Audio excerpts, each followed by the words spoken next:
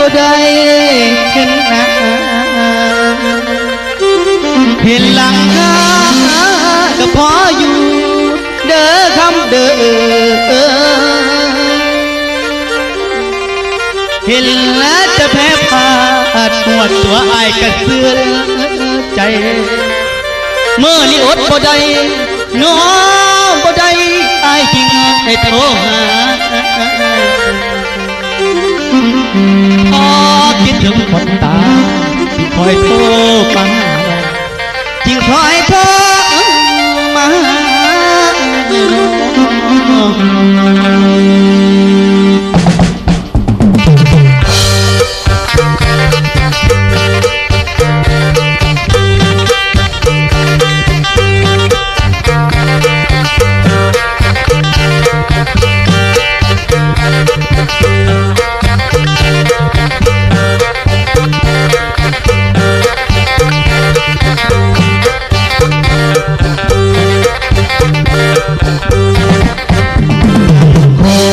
คอยน้องโทร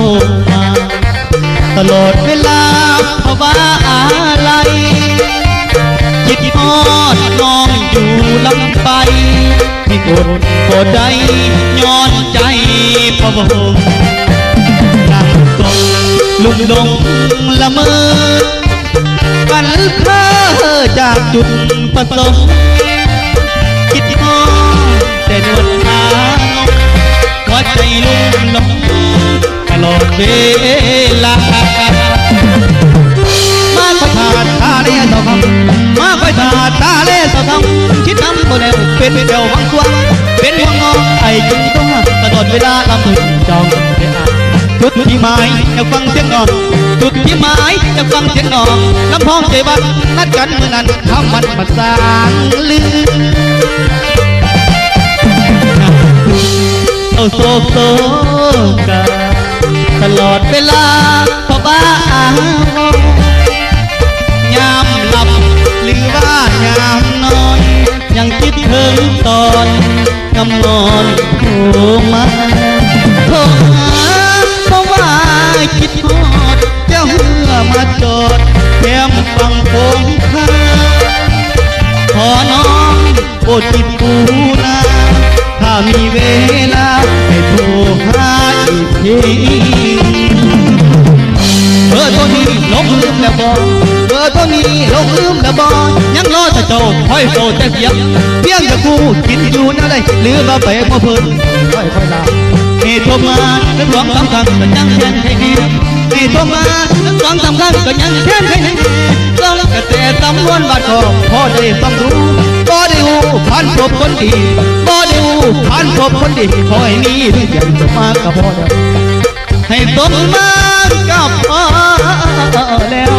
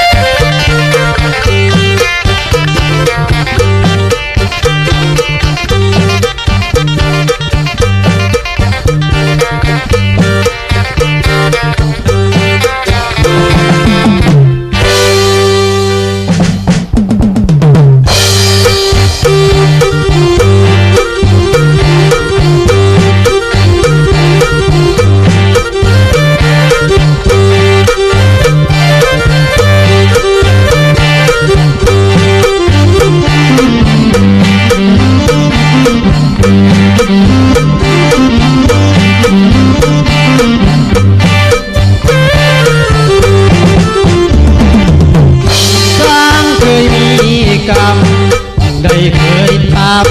ตามมาตลอดคุณอะไรทำให้เฮาทั้งสองอายและน้องต้องมาหากัน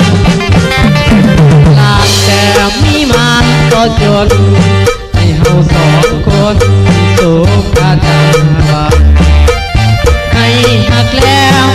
ก็จากกันโอ้สวรรค์สร้างบอกบาลีโอ้ยน้องนางกำลังที่ละเว้นนี่เราจองกำลังที่ละเว้นนี่เราจองทั้งพี่และน้องไปไกลทางทั้งล่างนักก็พาคือว่าสมบัตินักก็พาคือว่าสมบัติคือมีนักมาว่างไม่สมคือตัวขาดพลามีบ่สมคือตัวขาดพลามีบ่สมผมมาใส่ไม่ทำใส่ก็ทำเฮ้ยต้องทำอะไรเท่าไรเฮ้ยต้องทำอะไรเท่าต้องไปโน่เพราะจุดจริงเอาไว้เสียใจเสียจังมีคำบางให้หาโทษทุกวันไล่แต่เศร้าโศกปิงบอนและตมให้ดูอีกทีประสานพรลูกขอวิงวอนจากให้ตายคนดีให้หักแล้วก็อีกเด็กดีโอ้สวรรค์สร้างบอกบางรถสุกันตอนรถสุกันจะกินน้ำที่ตอนผู้ใดที่บอกไม่นอนลาบ่อยากกินขอดีเด่นไปนะใจขอให้เกสตาที่ผมถึงบ่มีพอหัวใจทอบ่มีแห้งละลอยหัวใจทอบ่มีแห้งละลอยหัวใจสะท้อนบ่มีมือสหายโลกห่างหายถือว่าก็หมดถือว่ารถกับไม่เคยมีไรที่มันก็มีไรโอ้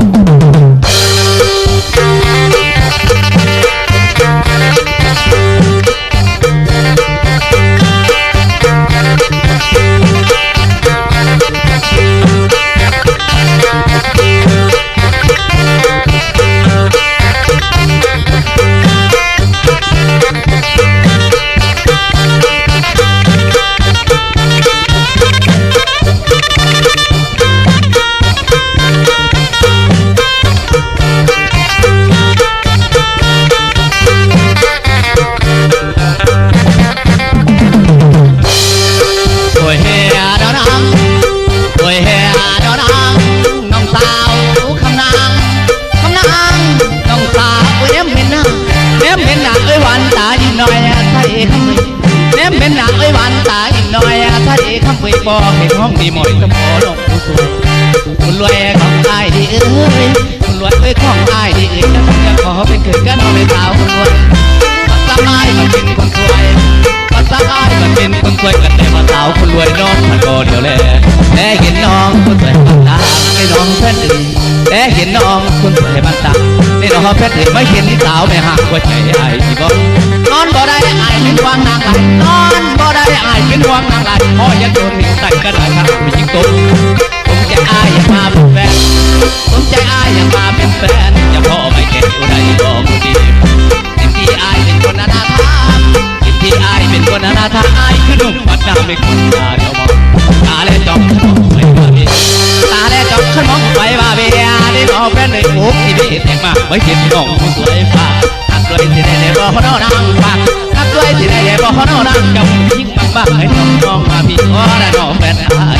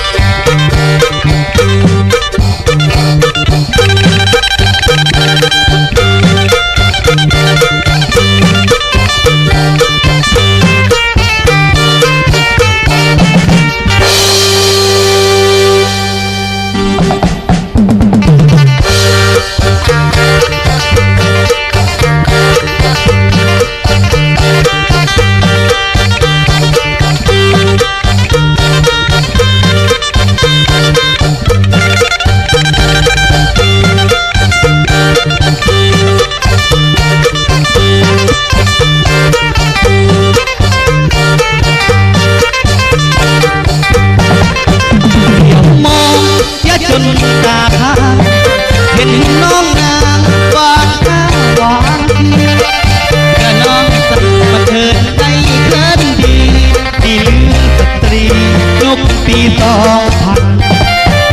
แต่สั่นก็ท้ามาแต่งข้าวแป้งน้ำแดงแต่งเติมสีสันเขาเคยหูน้องเบี้ยทำงานเขาเคยหูน้องเบี้ยทำงานเพื่อกระใสกันพากันอยู่ในมือแต่แนวแทงแทงยอมผมสีแดงแดงให้เขาเด้อประเพณีทอดบ่นับถึงจัดเด็ดปีนเล็บสีสันสวนเดี๋ยวน้องย้ำให้เจตันต้องงานใส่จะใส่บ่ยับยังมาโอ้พักกันแดงพะโล้โซชื่อที่พอขอบเลยสับไปไอ้สิ่งนี้ก็เกิดมาสัตว์นางโผล่เป็นมันเพิ่งแสงทุกหลอดจังแม่งป้าซาดบ่อยมาเป็นไอ้นายแต่สาวปี2000เจ้าไทยกดน้ำบ่ทันต้องมาเดินแต่สั่นพักขวดใส่ปืนแพงบ่ไหนก็พากันซื้อเรียบตีเรียบพื้นสีดำสีแดงก็ขาแต่เนี่ยเอาแพงๆสวนทัวสวนแต่งก็เคยนอนตาไปให้เจ้าว่าเจ็บขาไปหน้าเจ้าว่าที่ขาดบัดย่ำจิตมาสั่นพอบานก็กล้วยบัดย่ำจิตมาสั่นพอบานก็กล้วยไว้เลยเด้งามไหลเอาดีไว้เลยเด้งามใสเอาดีผู้ดีจะกองตั้งทองยักยานโบ้จะทานไปให้ไปหน้าถ้าจะต้องผมแดงจักชีสิสีแดงตะปากจักชีสิวสีแดงตะปากหาก็ใจสั่นเกิดกินยังโตโคตรปะโกบานบาดาลา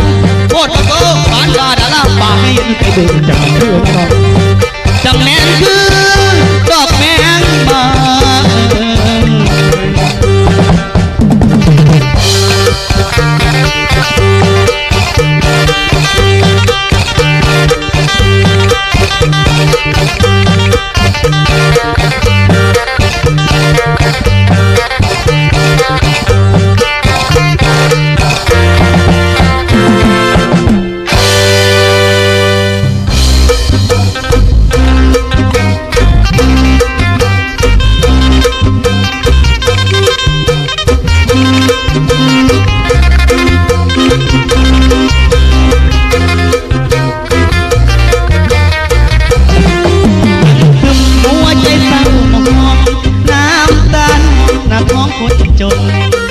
หลายปีแต่ก็ข้าเฝ้าคน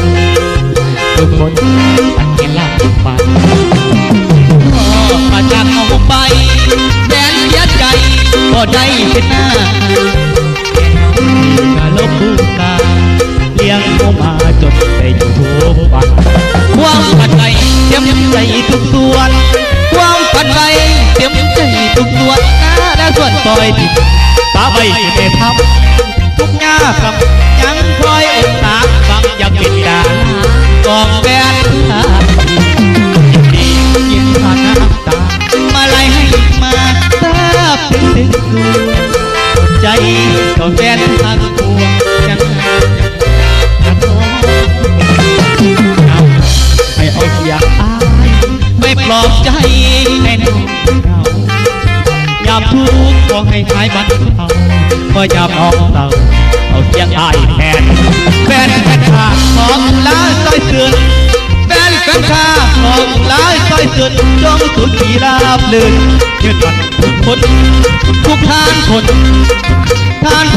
มองมุลจางหายจงสบายกันเบิดผู้ที่เสียนักนอน